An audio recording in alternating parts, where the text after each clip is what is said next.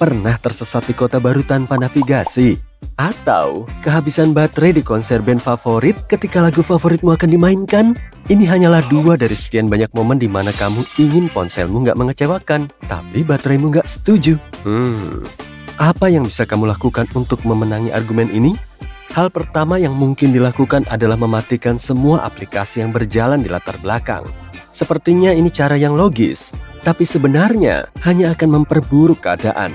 Ketika kamu memaksa keluar dari sebuah aplikasi, ponselmu akan menghabiskan daya yang berharga untuk menutup aplikasi dan membersihkannya dari RAM. Dan ketika dibuka lagi, akan lebih banyak sumber daya dihabiskan untuk menghidupkannya kembali. Ketika kamu meninggalkan satu aplikasi dan mulai menggunakan aplikasi lain, aplikasi yang pertama akan disimpan dalam RAM.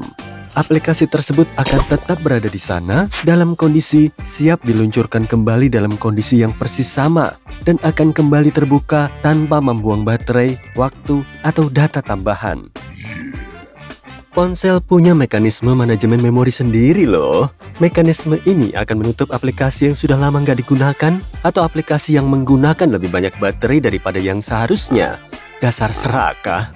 Kamu bisa membantu sistem bekerja dengan lancar dan cepat dengan nggak melakukan apa-apa dan membiarkannya memutuskan aplikasi mana yang akan tetap berjalan di latar belakang.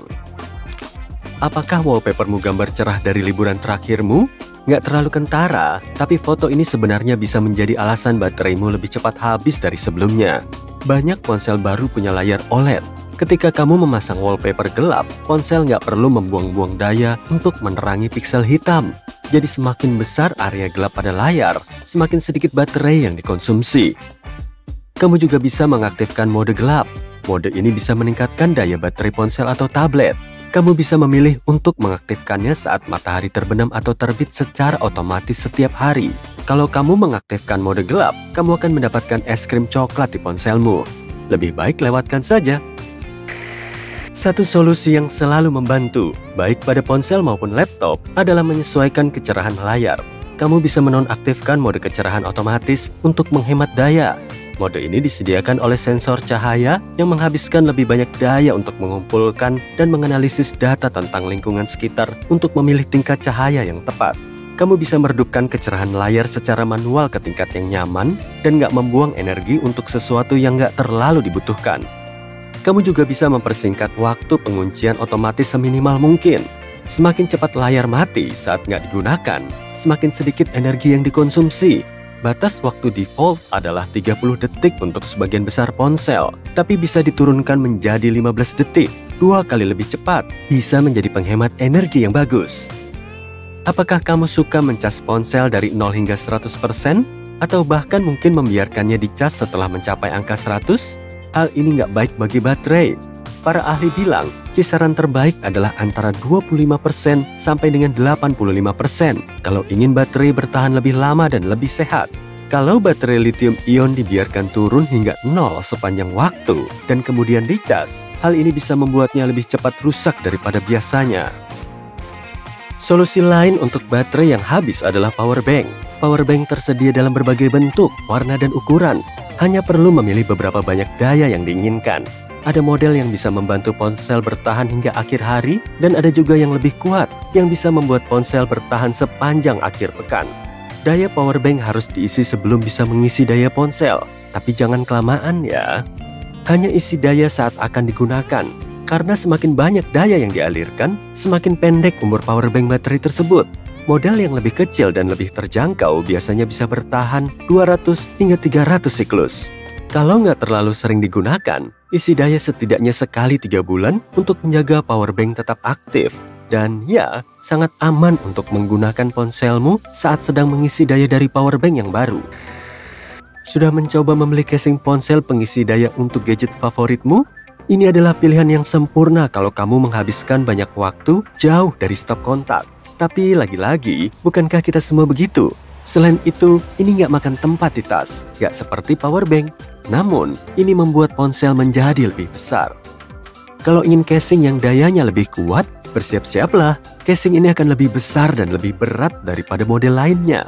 Dan tentu saja, saat memilih casing yang ideal, jangan tergiur dengan harga yang lebih murah. Casing tiruan berkualitas buruk bisa merusak ponsel atau baterainya. Aku pernah dengar pengisi daya nirkabel yang mewah itu juga bisa merusak baterai, tapi sepertinya nggak sesederhana itu. Mengisi daya baterai dengan cara apapun, nirkabel atau enggak, memang menurunkan usia baterai. Panas bisa membuat proses penuaan itu lebih cepat dan mengurangi masa pakai baterai. Saat kamu mencas menggunakan pengisi daya nirkabel, ada kemungkinan besar posisi ponselmu nggak tepat. Bahkan kalau kamu mengepaskan semua kumparan pada pengisi daya dan ponsel, hanya sekitar 80% energi yang akan masuk ke baterai ponsel, dan itu adalah skenario terbaik. Sisanya akan berubah menjadi panas, dan itu jelas nggak akan menguntungkan.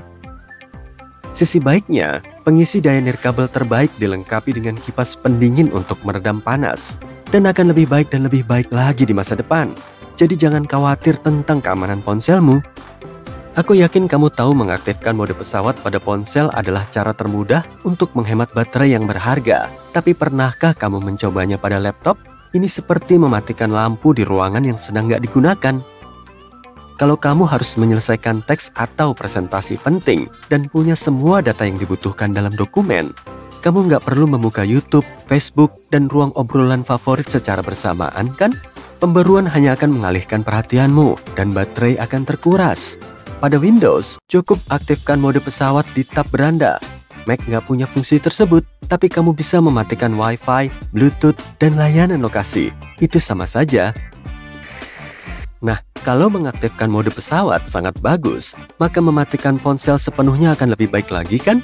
Nggak juga. Hal ini nggak akan berguna, terutama kalau kamu berencana untuk menggunakannya lagi dalam waktu 1 jam atau lebih. Proses menyalakan atau mematikan butuh terlalu banyak daya baterai. Pada titik tertentu, layar ponsel nggak akan menyala lagi karena ketika kamu mencoba menghemat energi, baterai telah terkuras habis. Apakah sistem operasimu sudah mutakhir? Ini bukan hanya plot pemasaran yang diciptakan oleh produsen loh. Mereka benar-benar terus meningkatkan OS. Versi terbaru akan selalu punya patch dan perbaikan untuk semua jenis masalah, termasuk kesehatan baterai. Dan sistem operasi yang lebih baru bekerja lebih baik dengan teknologi yang lebih baru.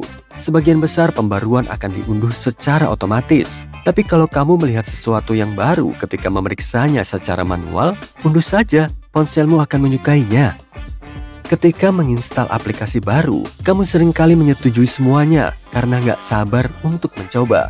Itu salah ya. Jadi, periksa kembali apakah kamu telah setuju untuk menerima peringatan dan notifikasi push dari berbagai aplikasi. Hanya nyalakan yang benar-benar diperlukan, seperti email kantor. Kamu bisa menonaktifkan yang nggak perlu di pengaturan. Bagian baterai di pengaturan ponsel bisa memberikan beberapa petunjuk tambahan tentang cara menghemat daya. Lihat aplikasi mana yang merupakan pemakan energi terbesar. Setelah mengidentifikasi aplikasi-aplikasi tersebut, lihatlah pengaturan untuk masing-masing aplikasi. Kamu bisa mencoba menonaktifkan pembaruan latar belakang. Beberapa aplikasi, terutama aplikasi berita dan media sosial, memperbarui data tanpa disadari atau diminta. Sekarang, kamu sudah tahu kan?